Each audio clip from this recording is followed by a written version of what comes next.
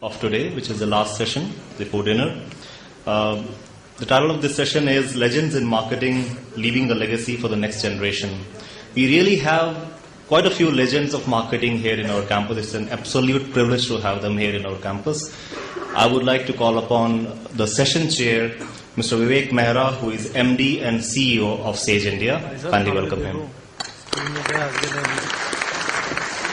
May I invite the legend of marketing, Professor Jagdish Sheth, on the stage. It's an honor to have you with us here, Professor. I request Professor Naresh Malhotra to occupy his seat on the stage. That's our second legend of marketing today. Professor Russell Bell, welcome, sir.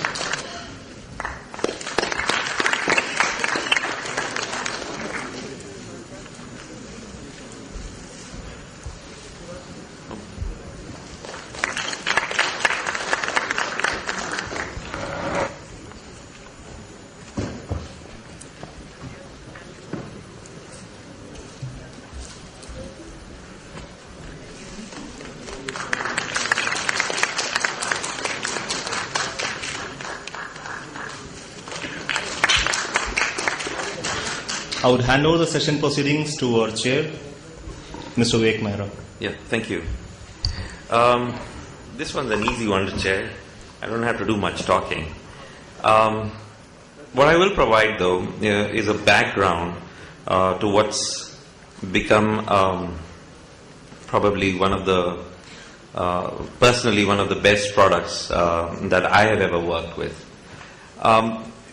If you go back a few years, I was asked this question repeatedly from within, from without. Why publish? Why do you, in this day and age of digital content and of digitizing, why would a publisher want to publish this? And I said to myself, well, that's a good question. And the very first answer to that one is, you have to preserve this legacy in one place. The digital world is scattered. It is going to remain scattered. It's only going to get worse. But you need this legacy to be in one place, to be found very easily. And the second thing is the shift in the paradigm of publishing. Publishers were gatekeepers. They decided what went out and what didn't go out. But publishing today is more about becoming a pathway than becoming a gatekeeper. So this is a classic product where we as publishers have become the pathway to preserving a legacy and to actually putting the content in one place. This also is not just about a legend's lifetime achievement, his published papers, his works. That's the easy part. There's also a personal reflection on the process, the wants, the desires, and then of course the passion. So I'm not going to hog the limelight on that one. We have the legends themselves to talk about this. But what I will say is, in the value proposition, along with everything else that comes in, this is also addressed to a product which is for researchers, by researchers, and of the researchers. And with those words, I'd like to introduce the first speaker, who needs no introduction. I'll just call him by name, Professor Jack Sheth. Thank you, Vivek. I wanted to give you the background about this initiative. It is primarily, as he said, for the academics, by the academics. In 1976-77, I spent a year in Copenhagen as a visiting professor.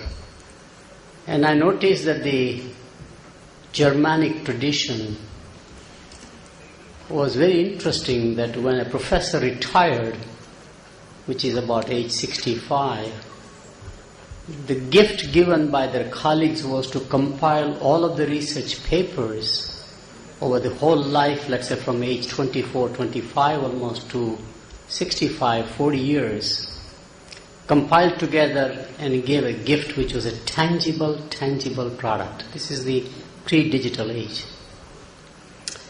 It was a great emotional recognition. The professor retiring felt like his legacy would be preserved in the library and the next generation of students that he will have no chance to supervise, at least will be able to read, understand the prior knowledge that was generated. That experience that I went through watching my colleagues who were retiring said that we don't have the tradition in the US. In the US, when the professors retire, there may be a small ceremony, a celebration, but nobody knows them. There is no compilation of lifelong contribution. And these people have contributed over 40, 50 years, a cumulative body of knowledge that cannot be summarized in one volume, which led to the idea that if we can somehow compile their published works, both in top academic journals as well as in fact in chapters in books, and put them together in one place, maybe the next generation will discover that. This particular idea began to become even significantly more relevant with young scholars, very narrowly focused on very specific sub-research in a subtopic, only reading the last 2 issues of a journal, not knowing the history of the sub-discipline itself. And therefore the idea was that maybe this will enable them to go back to origins of the knowledge in many areas, and that was the idea.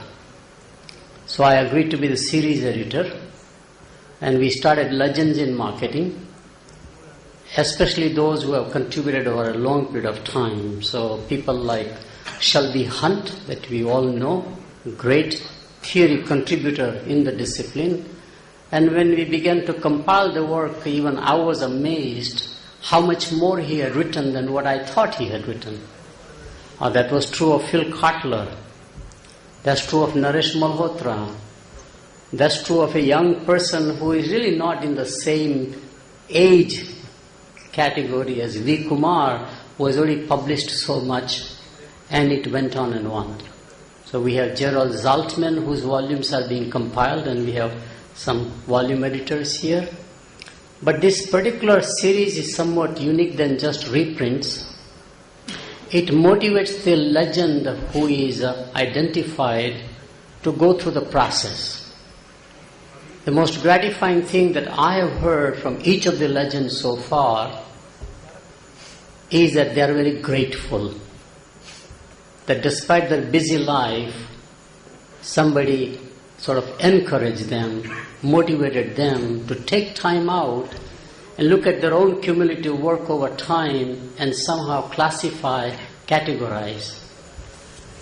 The idea also was that not only do we compile that with a volume editor for each of their volumes, and usually there are 8, 9, 10 volumes by each legend. Kent Monroe, for example, we don't know him for pricing, but he has done more than pricing.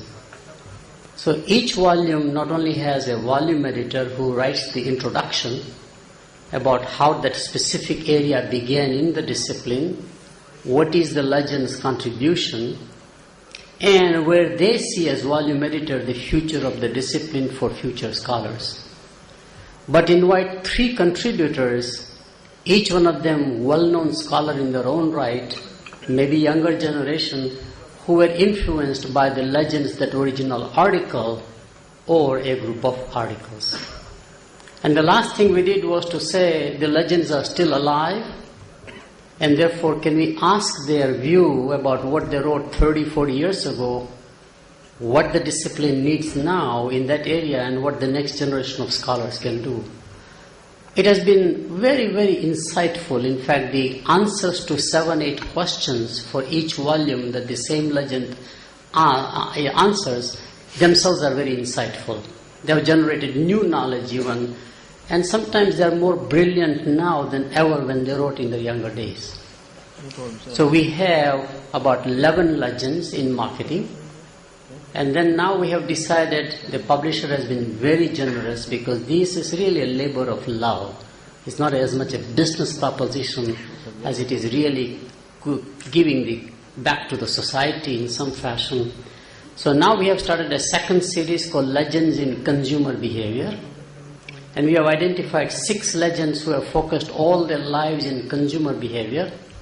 And one of them, of course, is here, Russell Belk. But we have James Bettman, if you know these names, for example.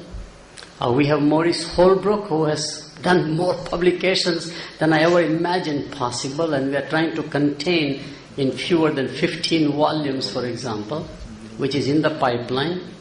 Jacob Jacoby, who really contributed in consumer behavior but went some other place in terms of, let's say, litigation consulting as an expert witness. But his writings are still very classic and motivating him to go back to the academic side and compile and contribute. Sidney Levy, my favorite person. Sidney Levy is 92 years old. Linda Price, obviously same campus. I mean, seeing this person at 92 years old going to the office and still wanting to contribute is just absolutely, absolutely inspiring. I would like to do his volumes and make sure that he's able to answer questions before it's too late.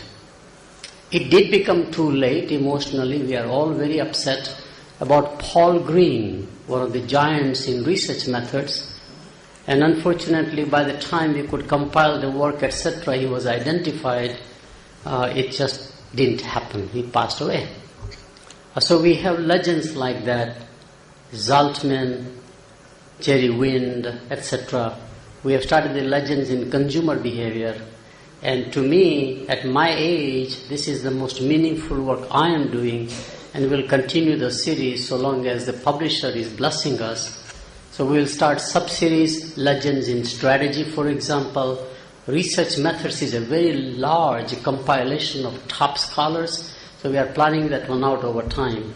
So this is a focus on Legends in Marketing, along with Legends in Consumer Behavior. And I hope that it makes a difference in the discipline going forward. Thank you. Yeah. Thank you, Professor Seth. Truly awe-inspiring. I'd like to call upon another legend who's here with us, Professor Naresh Malhotra. Gave a talk 2 years ago on this topic, and what I did then was I talked about, briefly gave an overview of the research contained in each one of my 9 volumes. But given that this session was scheduled so late, I didn't think it would be a good idea to do that, both from the point of view of my trying to communicate to you some of the research that I have done, which is quite complex, and also from the point of view of the audience trying to understand that at this late hour. So what I thought might be useful for me to do is kind of share with you some of the lessons that I've learned over the course of these past 34 years that I have been, actually 30, if I had the doctorate students years, about 38 years research that I've been engaged in. So that is what I'm going to do, just quickly share with you some of the research lessons and principles that I've learned. Now, one is that you should have a core area of research and then broaden your interests as your career progresses. For me, the core areas have been marketing, research, and consumer behavior. And I'm still, my doctoral dissertation was in that area. And my advisor, Dr. Arun Jain, is here, and he's in those areas. So I have kept researching in those areas. But, as my career progressed, I added other areas, for example, marketing management and policy, because I felt I was a marketing professor, not a marketing research professor or consumer behavior professor. So I felt somewhat obligated to do research on marketing management issues. And then in response to the needs of Georgia Tech, I also changed my research interests over time. In the mid-80s, Georgia Tech started an emphasis on international education and research. And so I started researching in international and cross-cultural research, and one of my large volumes, which contains a large number of papers, is in that area. One time they realized that Atlanta is a service economy, and they wanted to emphasize the service sector, so I started doing research on retailing, and then we had a Georgia Tech-wide emphasis on healthcare, so I shifted some of my research interest to healthcare, healthcare marketing, and other areas like ethics, which of course is salient, became more salient because of the failures on Wall Street, quality of life, and more, probably the last area that I added was management information systems, and marketing and technology, again in response to the needs of Georgia Tech, because I was asked to serve first as a faculty advisory board and then as the co-director of a center which is housed in actually the Department of Computer Science, and they did a state-of-the-art internet usage survey. And I've continued to, do research in these areas, but my core areas remain marketing research and consumer behavior. What I find, in terms of the young people, that young people do not have core areas, and I think that is a big mistake. When I work with doctorate students, I tell them, and I give them about 6 months to decide on the topic that they want to work on, but I tell them one of the guidelines is select a topic in which you will see yourself working for the next 10 years. Why 10 years? Because it will take another 4 years for them to complete the doctorate program, and they'll be working in that area, and it takes generally 6 years to get promotion and tenure in a research-oriented university in the United States. And in order to get tenure, it's essential that you work in the area in which you've done your doctoral dissertation. The other is, if you want to make a mark, then it's very important to do programmatic research. So, like, I've got 7 papers published on conjoint analysis, 5 on MDS, 7 papers on the review and prognosis of marketing research, 15 on cross-cultural international marketing, 10 papers in the area of consumer decision making, 5 in management information systems, all actually in top journals. And because I've been able to focus on do programmatic research in specific areas, this has also resulted in several top research rankings which have been published. And it's important to do some interdisciplinary research. Now, by virtue of my educational background, and I have India to thank for that, I have a very interdisciplinary background. Can we get rid of this here? I went to IIT Bombay, and I have an undergraduate degree in mechanical engineering and operations research. And then I went to IIM Ahmedabad, and I got a good education in management there. And when I went to school in Buffalo, New York to get a doctorate in marketing, I also picked up a master's in computer science on the way. So, that has given me a good, and my 2 PhD minors, I did one in, again, thanks to my professor, Dr. Arun Jain, who's here. I did one minor in social psychology and the other in statistical computing. So, with the result, I've been able to draw upon several disciplines. Marketing is an applied discipline. We draw very heavily from other basic disciplines, and some of my research has drawn from psychology, economics, statistics, sociology, psychometrics, biometrics, engineering, transportation. Now, what if you don't have that varied background? I suggest that you work with people, you form a team and form an interdisciplinary team and work with people who have different strengths that you can bring to bear on the research project and then consequently on your publication work.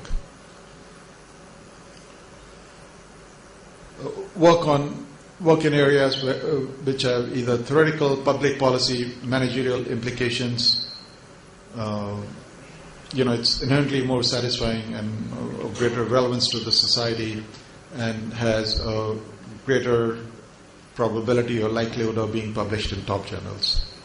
An example of that would be my work in information overload, where I again did a series of papers and was able to publish them in the top journals. And there is no substitute for good theory. I was at IIM Ahmedabad just a few days ago, participating in the doctoral consortium organized by Professor Sheth, and I gave a talk on theory development and testing, and just to try to emphasize to the students how important it is that all the research that you do be grounded in good sound theory. Also, it's a very good idea to build multiple contributions in your research work, and especially when you write a paper, send it for publication. Have a good sound theory, a good research design that rules out alternative explanations for the findings. Measurement is very critical. It's a good idea to use established measures if you can, but even if you're using established measures, it's important that in your context, in your research, you established the psychometric properties of your measures. I mean, at a minimum, show, let's say, composite reliability, and show convergent discriminant validity and nomological validity of your measures. I mean, unless you can convince the reviewers that the measures you have used are reliable, valid measures, regardless of what findings you get, they will question your findings, unless you can prove that your measures are reliable. And then the findings should be integrated with the literature and identifying directions for future research. So, the whole idea is when this editor will make a decision as to whether or not, let's say, on the first round to give you an opportunity to revise and resubmit, the bottom line is what is the contribution of your work. And if you have built multiple contributions, then of course you have a much stronger case for your article.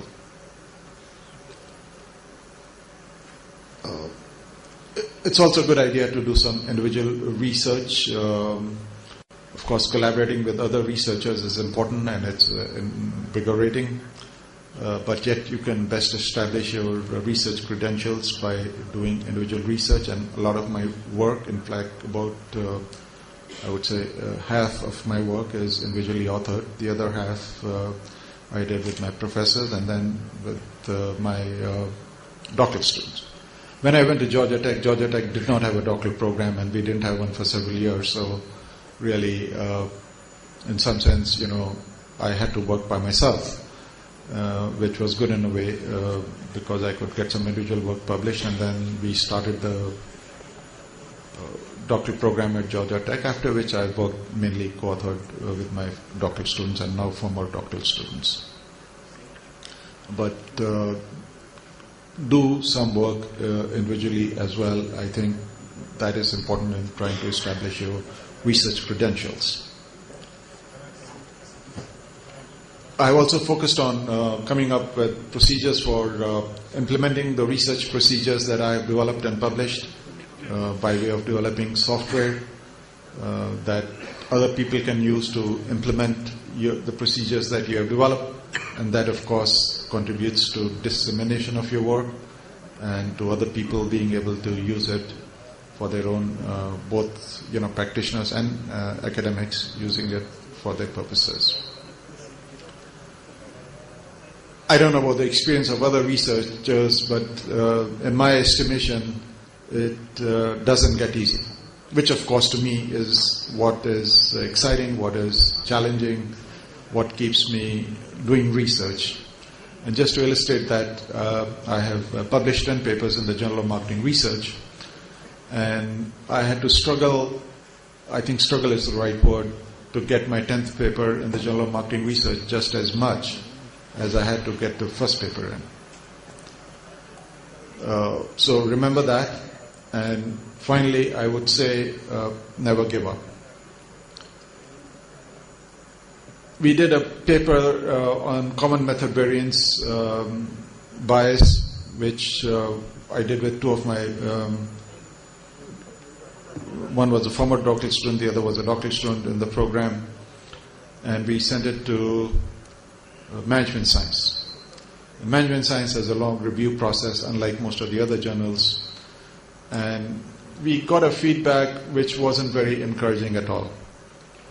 And one of the main point of discouragement was that one reviewer, we based our work as a starting point, we based our work on a paper that was published in Journal of Applied Psychology, which is also a top-ranked journal. And one of the reviewers said, yeah, I see this, work has been published and that you cite and you use as a starting point for your work is published in Journal of Applied Psychology, but I don't agree with it. I don't think this is the right way to go, or those authors have approached it right. Of course, they had made some assumptions, and he questions those assumptions. And the editor said, well, I'm not closing the door on you for the revision, but you'll have to satisfy this reviewer. And the other reviewer was a lot more positive. And so my former student, who was assistant professor at a prestigious university, he said, let's revise it. Let's withdraw the paper and send it somewhere else. And I said, no, we are not going to do that. And I'm very open, frank with my doctoral students, treat them more or less like colleagues. And I even give them the privilege of shouting at me at times if they need to. And so we did have a shouting match. He said, no, let's withdraw it and send it somewhere else. I said, no, we are not going to withdraw it, because if you withdraw it and send it, you'll likely get the same reaction.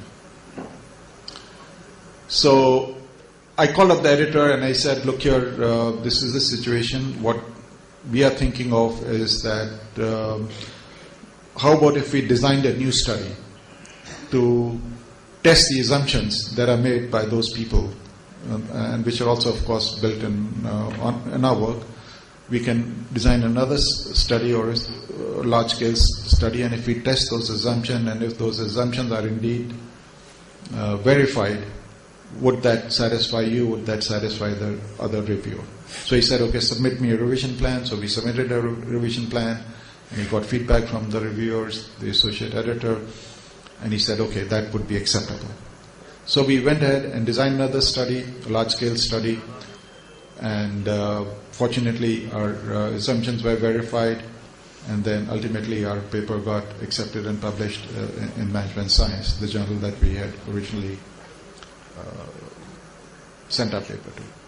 And in my estimation, really the only way to not be successful is to give up. So never give up. And I will end on that note. I don't have any slides, but I thought it might be warmer up here standing. I'm enormously grateful for this honor, and I would like to thank Professor Jag Sheth for bringing this about, and also for starting off my career by bringing me to the University of Illinois. I'd like to thank Mr. Mehra and Sage for entertaining this series and for so honoring me. I'd like to thank the 10 volume editors, one of whom is here, Guliz Ger, for the work they did in bringing these volumes together, and the 30 commenters who made comments and also helped flesh out the nature of this work in ways that I didn't even appreciate. But what I thought I would focus on, and I'll keep it short and simple, is 5 keys to having a successful research career. And they're very simple. You follow these 5 rules and you'll be a great success. Number 1 is that, and this is really the key to the whole thing, you get old and stuff piles up. Simple as that. Now, Jag told you that he had turned 75 this year.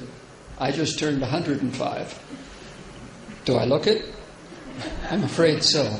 It's taken a toll. No, the key is to keep at it and persevere, and I think that is, in fact, an important point from a serious point of view. Number 2, it gets easier. This is contrary to what we just heard, that it doesn't get easier, but it does in some respects. You start out and there's this ocean of literature out there, so many things to learn, and so many things about the profession and teaching and research to learn. But you don't have to keep learning them. Yes, the field changes, but your knowledge builds up incrementally, and so it does get easier in that sense. When I was first starting out, I can remember many all-nighters when I would spend time trying to get ready for a deadline, trying to get ready for a conference, and in doing that, I got 2 or 3 or 4 publications a year. I never do that now. I never have to spend all night working on a project, and in 2012 I think I had 30 publications that year. I haven't counted them up for 2013, and so it does get incrementally easier, and that's a part of it as well. Number 3, collaborate. I've had some wonderful collaborators, and these include other faculty members, they include PhD students, they include master's students, in some cases even undergraduates. There are lots of opportunities of things that you can do with collaborators that are impossible to do on your own, and that includes having collaborators in other places in the world who speak different languages from you, who are a different gender from you, who are a different age from you. This opens up new possibilities that wouldn't otherwise exist. And so, first 3 then, hang in there and get older. It does get easier, and collaborate. Number 4 is to dare to be different. I was trained in experimental social psychology, and I taught experimental design and statistics for a number of years.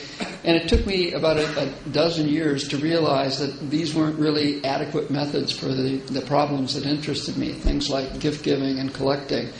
And so I gradually retrained myself to be more anthropological, more qualitative in nature. And I wrote in 1984 to a couple of dozen colleagues that I thought were crazy enough to entertain the idea. And I said, hey, let's spend the summer going across the U.S. in a big recreational vehicle with lots of cameras and tape recorders and video cameras and just see what we find. And we were fortunate enough to even talk some organizations like Marketing Science Institute into giving us some funding. And we did, and that was a real breakaway moment for a number of us. And it was a time that we learned from each other. And fortunately, we had people like John Sherry, an anthropologist, Melanie Wallendorf, a sociologist, along. And it was a real breakaway experience. And today, there's hundreds, if not thousands, of qualitative researchers in marketing. And that was sort of the seed of it, in addition to Sidney Levy, who was really a pioneer in qualitative methods long before that. Finally, number 5 is take a chance. I remember when my daughter Amy was 15, she was going to Brazil for the year. And I decided I would do my best at giving her fatherly advice. And so I said, Amy was her name, there's going to be times when you're going to face uncertainty, and you're not going to be certain of what's coming next, but be brave, take a chance.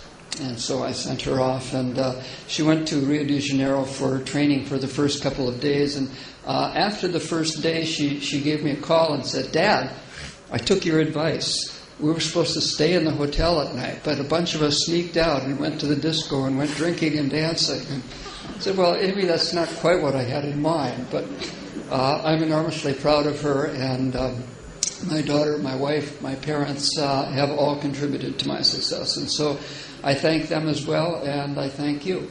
That's it. Thank you, Professor Bell. Professor Shi, some comments? I just wanted to add a personal story, because I think these are the kinds of things that we end up... I find, as we found in the Ahmedabad, the doctoral consortium, where we had a very great group of scholars who came to contribute back to the discipline in an emerging market setting, is that most of us become accidentally scholars. We are put in a situation where we never imagined an opportunity will exist, and it works out very well. So I'll just give a personal story which has a number of implications. I went to the States as a foreign graduate student in 1961, And the introductory marketing management class, which was in the second semester, out of the 3-semester, 11-month MBA program at University of Pittsburgh, the professor said that DuPont does an enormous household research, and as you know, DuPont does not sell any consumer products, but they're very smart about understanding end consumers, gather that research, and then influence their customers, who will be a General Motors for paint, for example, a garment maker for their, polyester and nylon kinds of stuffs. He made an observation that 42% of the American housewives, as we called them at that time, go to the supermarket with a no shopping list. That's a fact. But he made an inference, therefore, we are now seeing the rise of impulse buyers. It's a very interesting one. I'm the only foreign student, not just from India in those days, in the class. I never questioned professors. That's how we are trained. Professors or teachers are much more revered than even parents. They're like next to God. But something urged, and I got up and I simply said, Professor, does this mean that all illiterate consumers are impulse buyers? There's a message. Never make inferences from the data without logic. Logic is a better discipline than logical positivism, which is empirical data. He was stunned. I was afraid. Why would I question in front of 85, 90 students? And students other wanted a dialogue. He simply said, good question, let me think about it. Do you know that he became my mentor?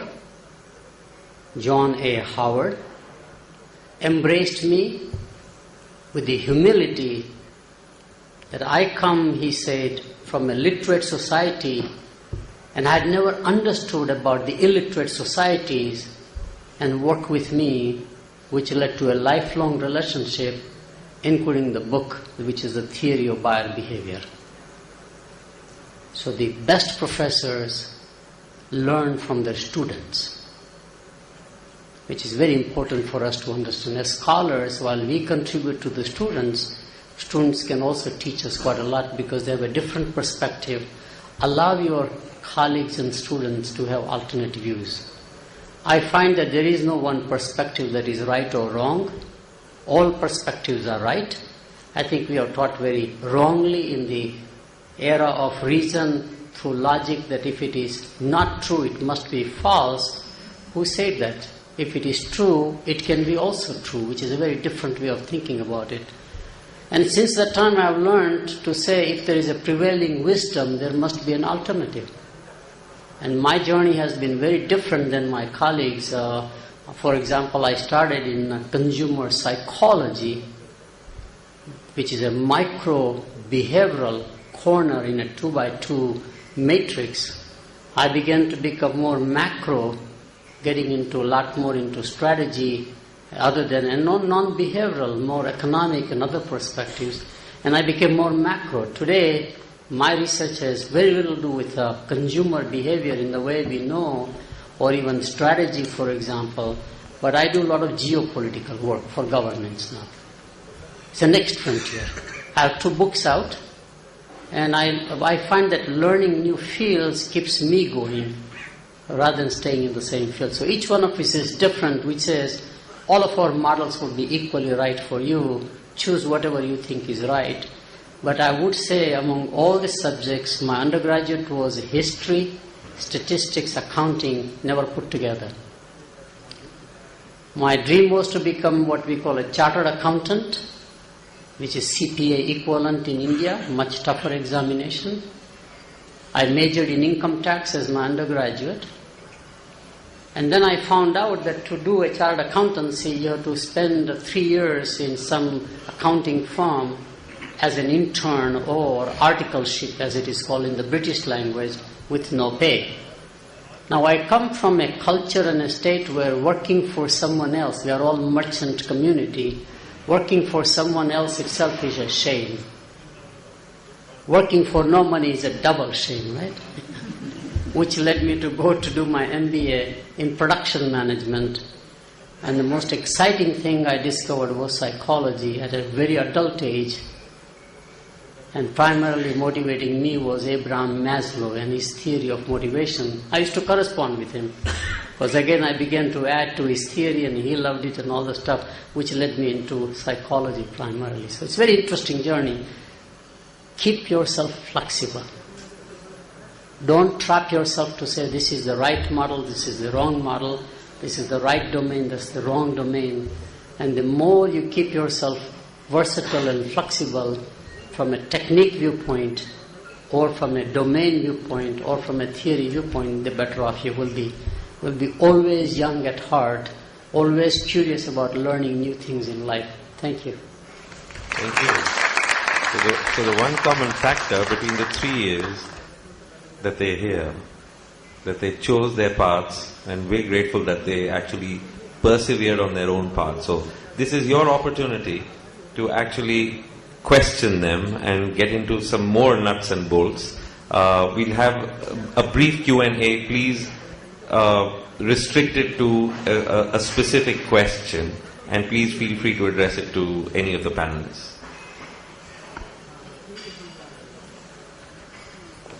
Any mics available? Yeah? You can quit.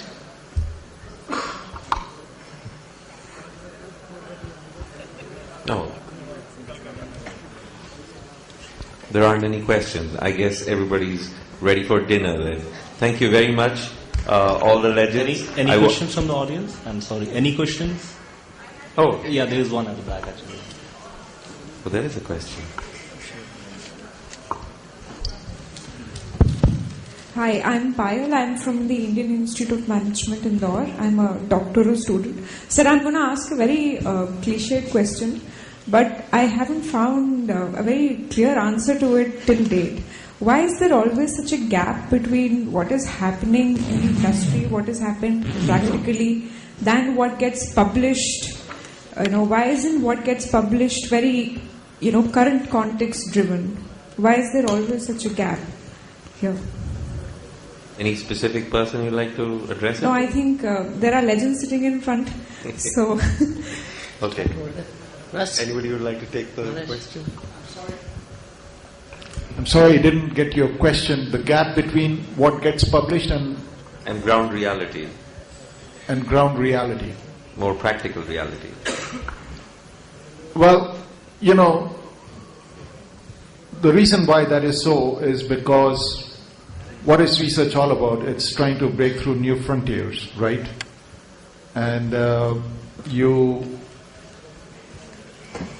by definition, when you're doing research, you're trying to discover what is at that point the unknown, discover some new findings. So, in some sense, I think it is tautological that when you're coming up with, in order to publish something, you have to come up with some new findings, or even if you've got some review type of work, you're taking what is known and putting it in a new light or trying to derive some new insights from it. And so research should lead what is the current state of affairs. Now, what I think, if you're implying that there's another side to it, which is that, hey, the practice should not lag far behind research. And in some disciplines it doesn't. Like engineering, for example, a lot of new frontiers, good research is actually being done in the industry. And they come up with new findings. If you look at a lot of the patents that are held, they are held by the industry as opposed to universities, And so in some disciplines, and I think marketing, perhaps marketing research, certainly marketing is a discipline where the academic field is leading the industry by a fairly wide margin. And I think that that's the gap that needs to be bridged, in my opinion. Is this on?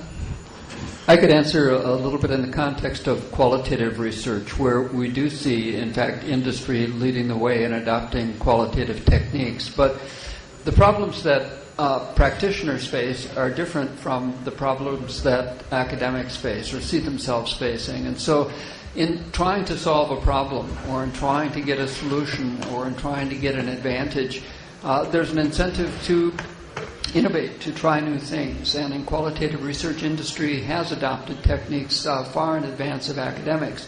Academics are not looking to do the same thing, or at least they're trying to solve different sorts of problems. And in business journals in general these days, what they're looking for is theory, something that applies beyond the immediate case, beyond the immediate problem that we're trying to solve, and that generalizes. And so to make that sort of theoretical contribution is different than the contribution that industry is making to solving an immediate problem, to getting an immediate creative advantage. And so what industry does in using these techniques is not necessarily publishable in academic journals. And so I don't want to characterize this as esoteric academia, but academia is striving for different goals, longer term, more theoretical goals. And so what appears to be a gap is, in some cases, a different set of objectives and a different set of using the ideas and the methods that we have at our disposal.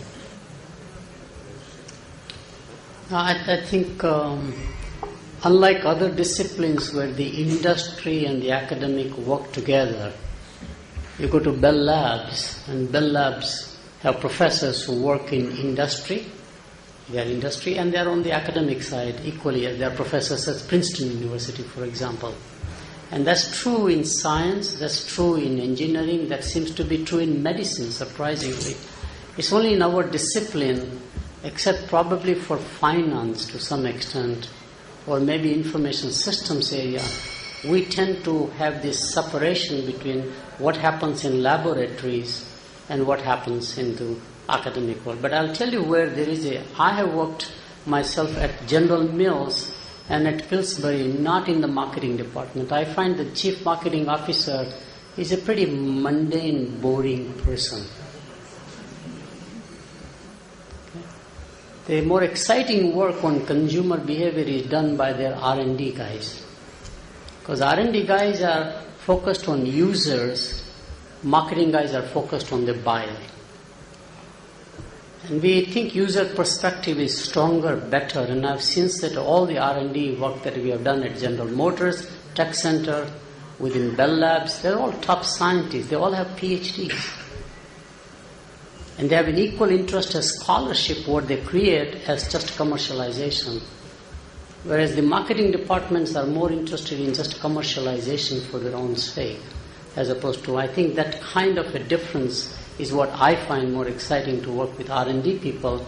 And there are a bunch of R&D people who love to have our background to work with them because they come from a totally different tradition. So that's where I get my excitement, I must tell you pretty much. So my view is that this gap arises primarily because we don't have this practice and academic converging, blurring their boundaries equally. I will take one more second. In the days of the 70s, when our PhD students did not have academic jobs, quite a few of our doctoral students, 4 of my doctoral students from Illinois, went to the industry. Raymond Su went to Pillsbury, worked with John McNiven, who then went to Coca-Cola as a chief research officer. So in market research, there was a tradition where the two boundaries could be blended to some extent, but it's not as common as it should be. Same thing is true about the policy on the government side. So that's my comment. I'll just take 1 minute to address it from a publisher's perspective. So it's not entirely true that all publishing happens with this disconnect. So there is, Professor Shade hit in his closing remarks, one section which is on public policy, which is greatly influenced by the work of academic researchers, primary research. A significant number of laws, even in India, believe it or not, the whole movement towards getting toilets into rural households is based on empirical research done by academics. So it's not completely disconnected.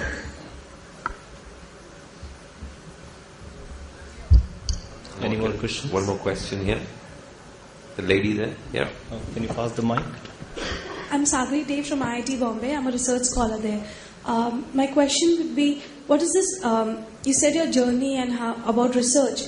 So what is the significance of the research that we do in our doctoral program is the starting step? And what if we are unable to publish in top tier journals? So should we get disheartened? And so that is what I would like to ask. Should we get disheartened if you're not published in peer journals? Significance Peer-reviewed journals. Yeah. the doctoral research in a whole, I mean, if you're unable to do something breakthrough or not at least breakthrough, but the significance of the research, because it's just a start. So, Well, if you look at a race is determined. If you have to win a race, you have to have a good solid start. You have to run all the way well, and then you have to finish well. If you miss at any point, you won't be a winner. I think it's very important to learn research skills and publish as you're a doctoral student. And for me, I was very, very fortunate, and I would like to use the word blessed, that I was able to do that. My advisor, Dr. Jain, is here. He was the one who got me started on research. When I went, I had already an MBA from IIM Ahmedabad, and as you know, the IIMs are just top-notch, top-quality institutions. And I found that some of those courses there were MBA courses. So first semester I did take some MBA courses, and I found, in a way, it was good. It was my first semester, but I just got straight A's without even trying much. And then I realized it would not be a good use of my time, so I talked to my professors and I said, look here, I'd rather work with you in your research than sit in your classes. And I said, I have to go through a qualifying exam, and Dr. Jain, he thought that was a very good idea. So he believes, which now I believe in, and I practice with all my doctoral students, in the apprenticeship model, that research can best be learned by doing research. And in fact, my first paper in the Journal of Marketing Research was with him, that I published as a doctoral student. And these days, it's in the United States, it has become so competitive getting a faculty position that unless you have already a publication, most research-oriented schools will not even give you an initial interview. I just placed my last doctoral student. It was a brutally tight market in 2010, but he was still able to get 2 nice offers, and ended up going to Boston University. Because he had one management science paper published with me, and we had a revise and resubmit from JCR, and that's what differentiated him. And indeed, something that I learned from my professor, I practice with my students, and that they should go out with some top-tier publications. And if you don't, we have hired some faculty members over the years, and I've observed that if they don't have a publication record coming in, it's very difficult for them to grow. And now there can be some. There are always some who are exceptions, but the general rule is they have much harder task trying to get their first publications in. Unless, of course, I advise them, still keep working with your dissertation advisors until you can get some publications in, and you know how the process works, and then you can go out on your own. But to answer your question, I think it's extremely important that you do some serious research, acquire some good, strong research skills, and get some quality publications while you're in the doctoral program. I would just reiterate that that when I came to York University in Toronto, I had just left University of Utah, where we hired a junior professor just coming out of his PhD program, and he had 3 A publications.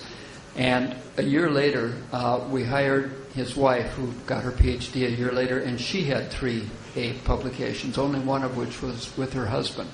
And this is an extreme, but this is the level of competition that North American scholars are facing these days. However, you don't need to turn everything immediately into a journal publication. It's worthwhile to present at conferences. It's like this conference. It's worthwhile to also share your findings informally with colleagues and to build toward those top publications. And so it's a process. And part of the reward in doing that is you're getting your ideas out, you're sharing your knowledge, you're getting to know people, people are getting to know you, and that's part of the reward of being in this wonderful profession as well. So it's a way to communicate. It's a way to say, here are my ideas, let's talk about it. And so there are other incentives besides just getting hired and just getting promoted. Yeah. One last question.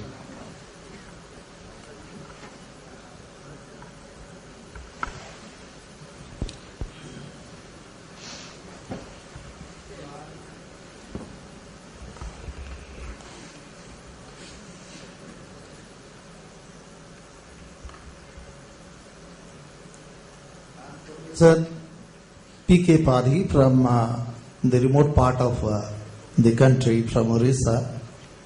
I have been into management teaching and learning for over 32 years, but right now I feel I am a bit hard-pressed between 2 great management gurus out here, Professor Naresh Malhotra and Professor Jagdish Seth, because of the very point which both of them highlighted. While Professor Naresh Malhotra highlighted about the core areas, the core area, as I understand from Professor Jagdish Seth, is different from what I learned from Professor Malhotra because of my very background, sir.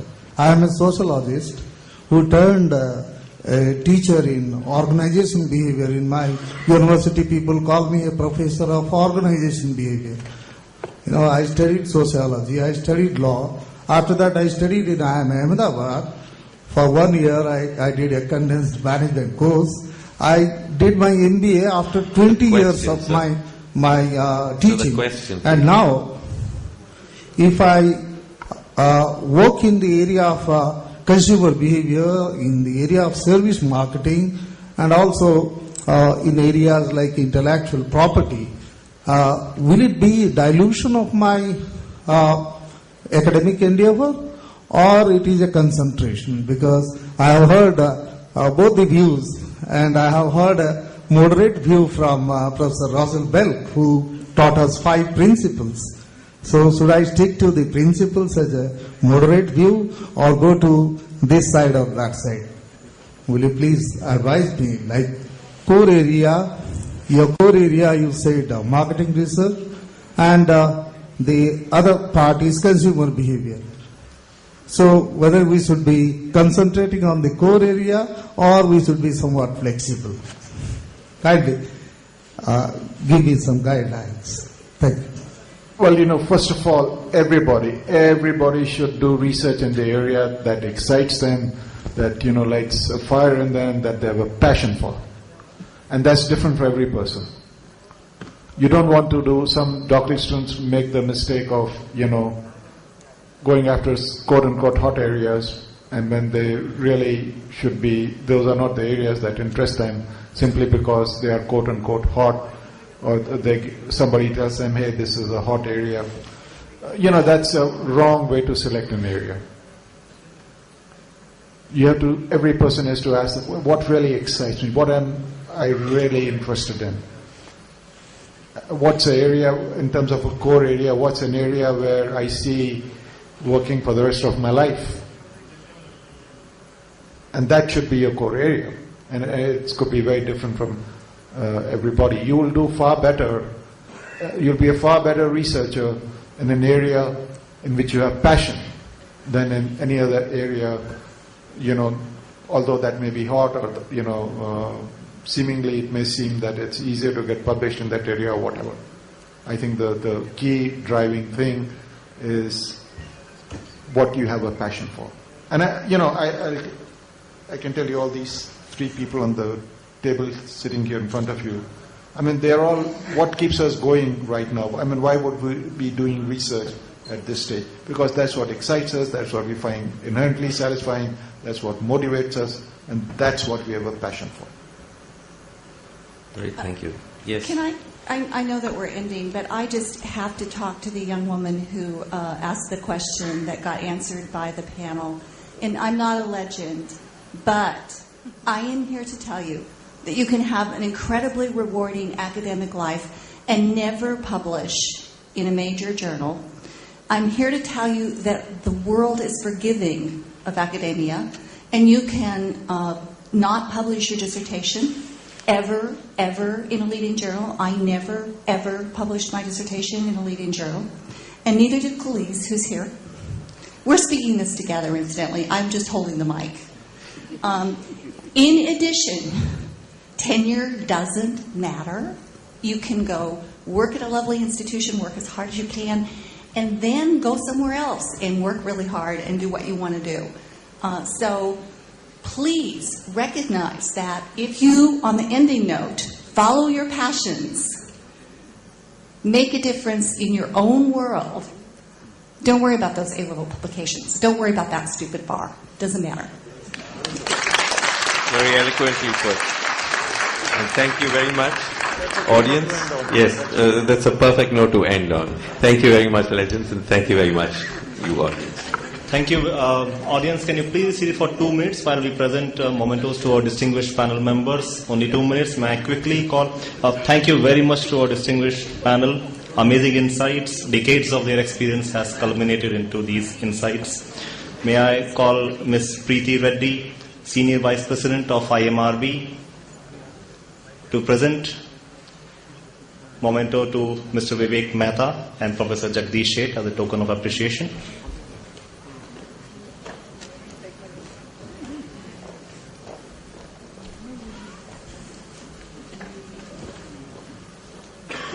Thank you for being here, Mr. Mehra. I request Mr. Mohan Krishnan, who is a board member in the Center for Marketing and Emerging Economies. CME at IIM Lucknow is hosting this conference. Sir, could you please present memento to Professor Russell Bell?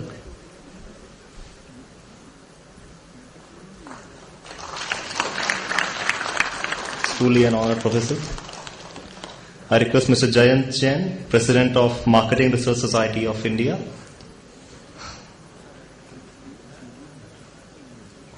to present a memento to Professor Naresh Malhotra.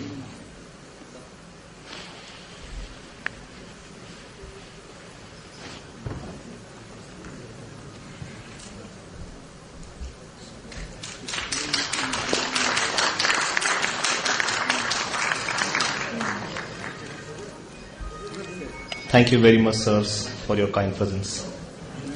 We hereby end the second and the last session of today. I request all